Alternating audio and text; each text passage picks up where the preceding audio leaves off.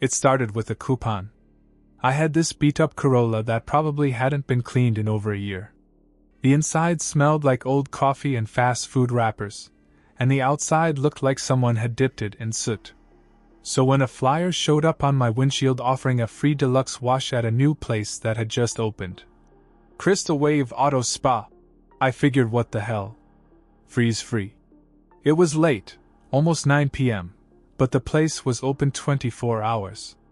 The lot was empty except for a single truck parked way off in the corner, engine off, no one inside. The building itself was a big, glossy cube of white tile and blue neon. Looked new. Looked clean. Too clean, honestly. Like one of those places that tries to pretend it's fancier than it is.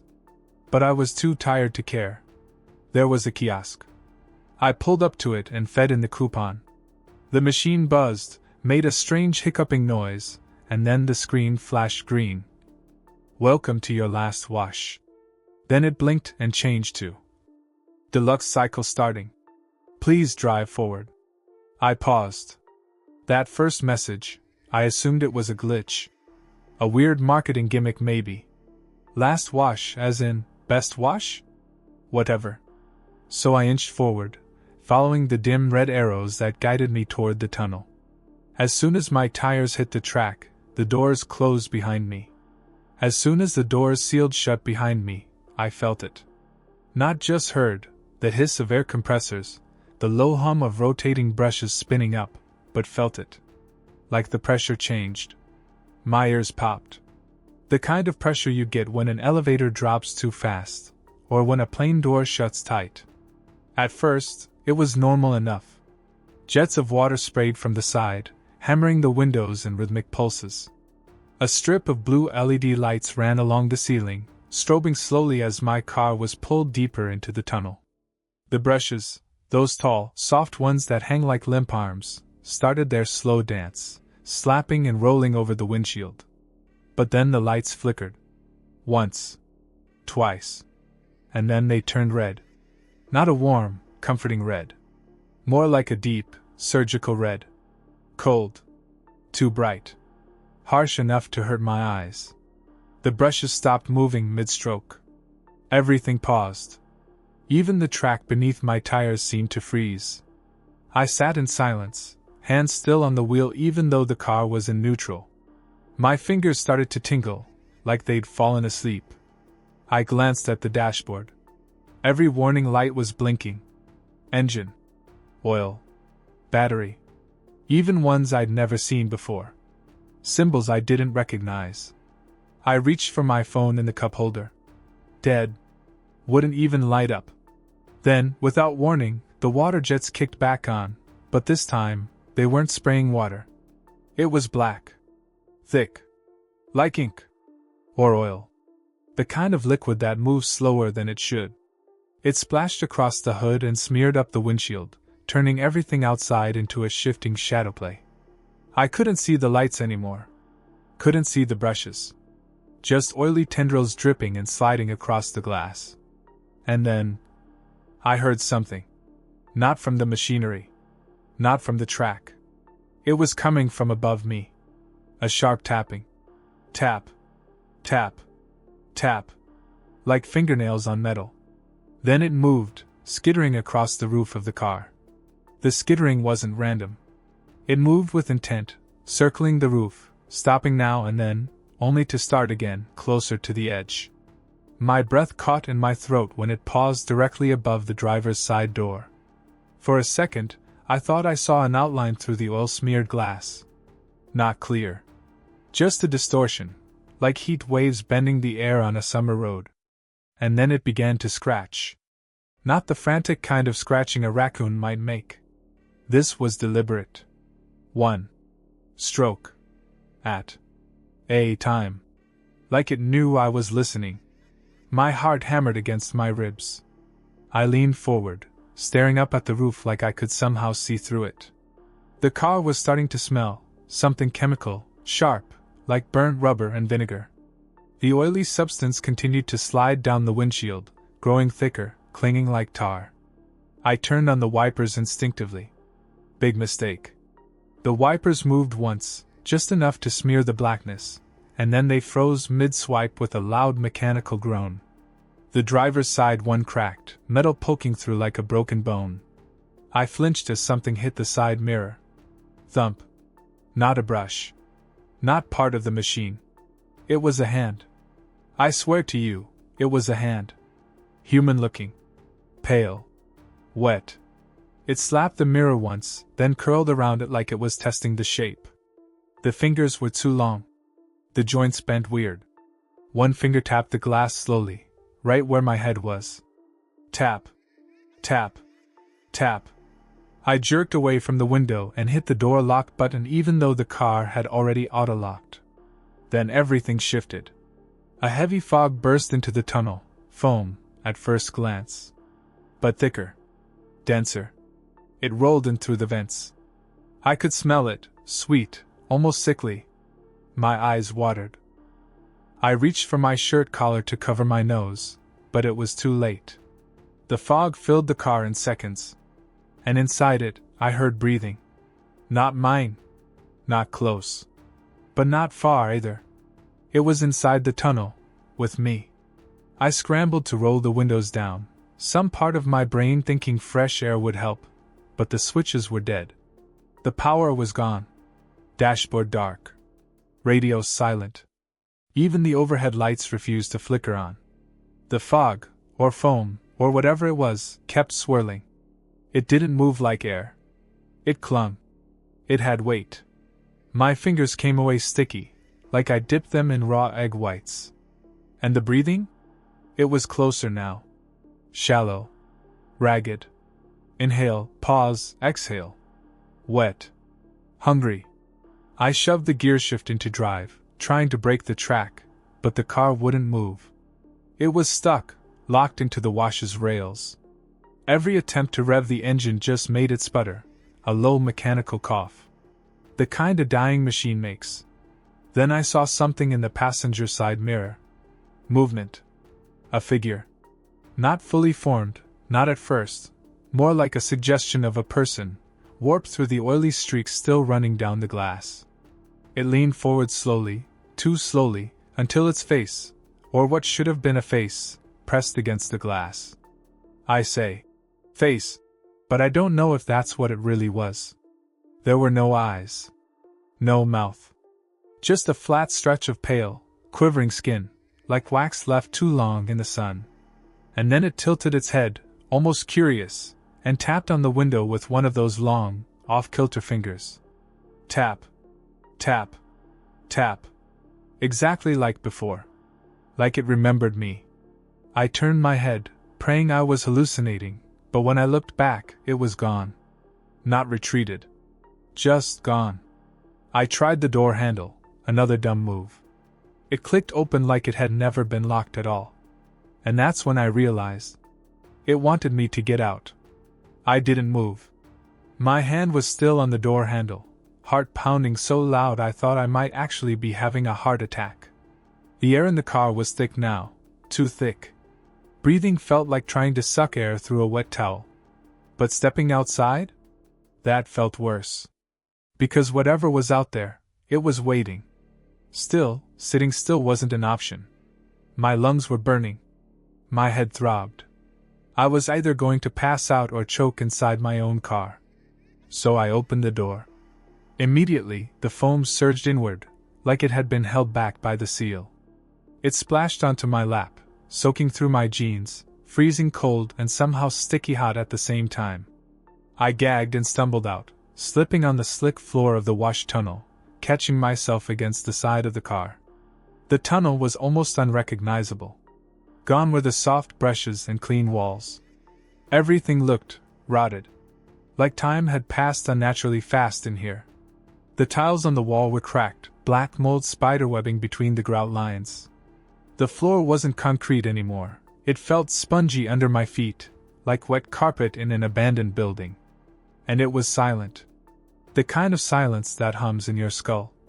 No machinery. No dripping. No air compressors. Just foam. And breathing. I turned, thinking maybe I could pry open the door behind me and backtrack out. But it was gone. Literally gone. The tunnel stretched endlessly in both directions now.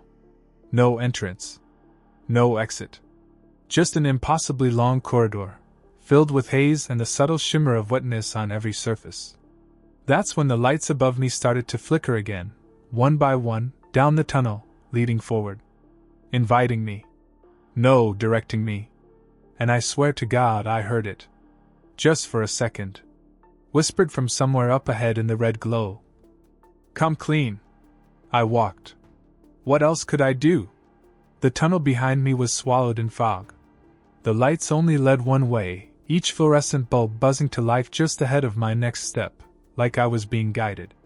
Or herded. The further I went, the more the air changed. It got warmer, humid and close, like a greenhouse filled with mildew. The foam thinned but never disappeared. It clung to the walls, oozing downward in slow-moving veins. Some of it pulsed. I tried not to look too close. Eventually, I came to a bend in the tunnel. The walls turned from tile to something darker, more industrial. Rusted metal panels, rivets sticking out at odd angles. This part of the wash wasn't meant to be seen. It felt like I'd stepped backstage in some nightmare theater. And then I saw the door. Heavy. Steel. Bolted into the floor and frame. A glowing green sign above it read, Manager access only. I should have turned around. I tried to. But the second I took a step back, all the lights behind me snapped off in unison. Total black. Except the door. And then it opened on its own. Not fast. Just a slow, dragging creak that echoed off the damp walls. Inside was an office. Sort of. Fluorescent light buzzed overhead, flickering. There was a desk in the middle of the room, and something, was sitting behind it. I couldn't see his face. The shadows bent around it somehow, like the light refused to touch him. But I saw his suit. Too neat. Too clean. No wrinkles, no dust, no sign he'd been in this festering place for more than a second. And in his hand he held a clipboard. Name? He asked. His voice didn't match the room. It was calm. Crisp.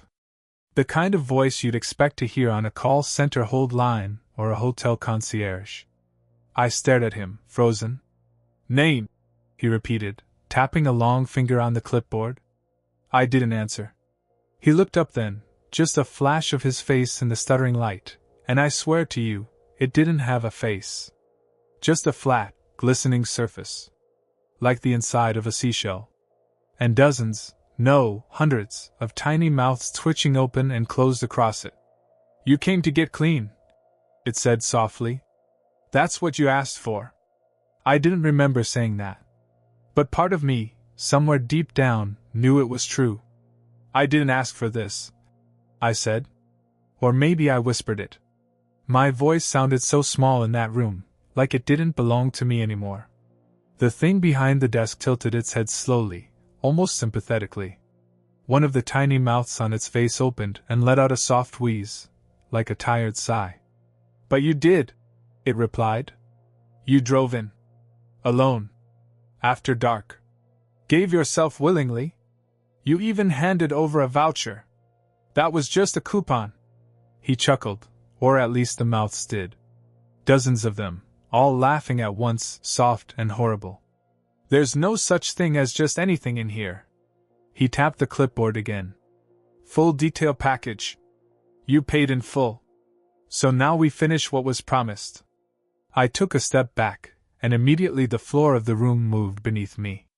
The tiles rippled like they were floating on black water. I stumbled, nearly fell, but when I looked down, my shoes were melting. The soles sagged, rubber stretching like hot wax. I bolted. I didn't care if the hallway was gone or if the foam was alive or if something was waiting for me in the dark.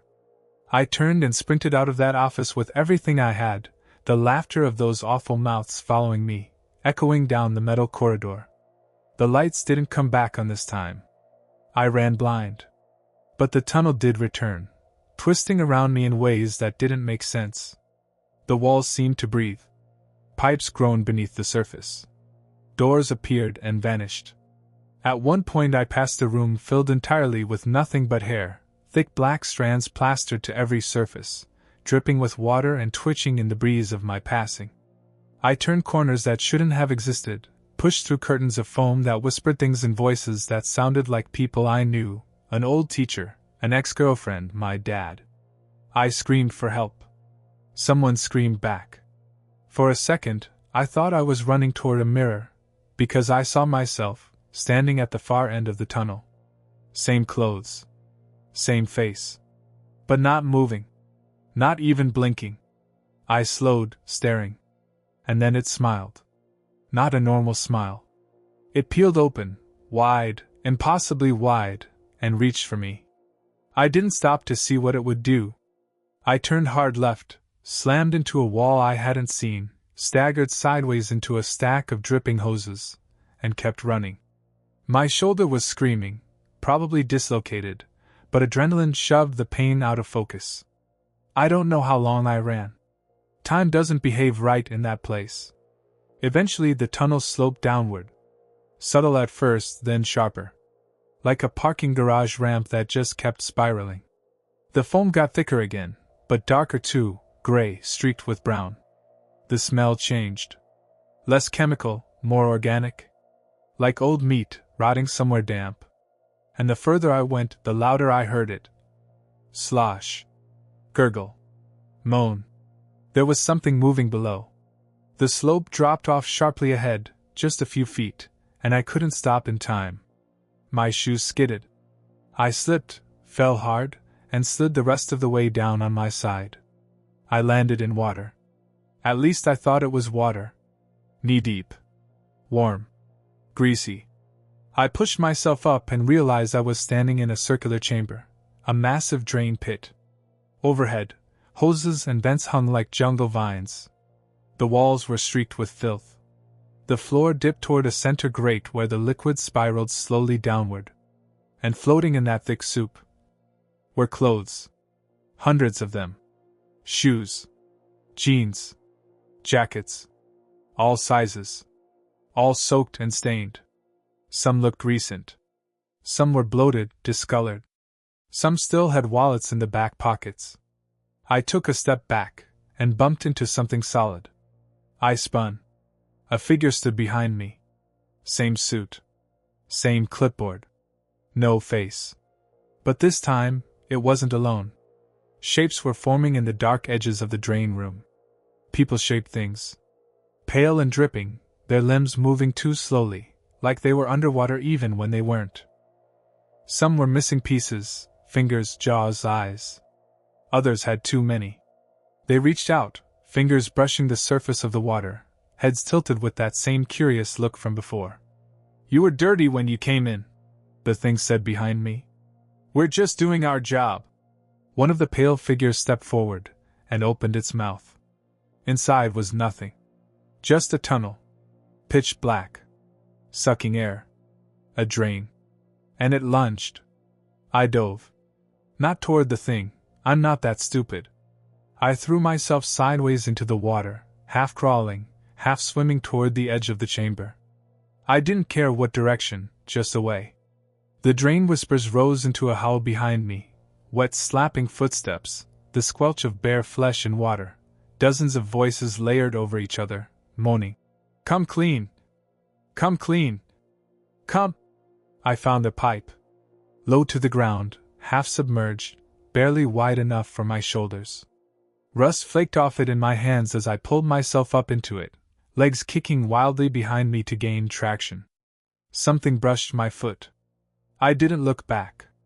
The pipe stank, sour and metallic, but I dragged myself forward. My jeans tore on jagged edges. My knees scraped raw. Somewhere behind me, I heard something try to follow, but the pipe was too tight. A frustrated, wheezing snarl echoed down the metal, and then faded.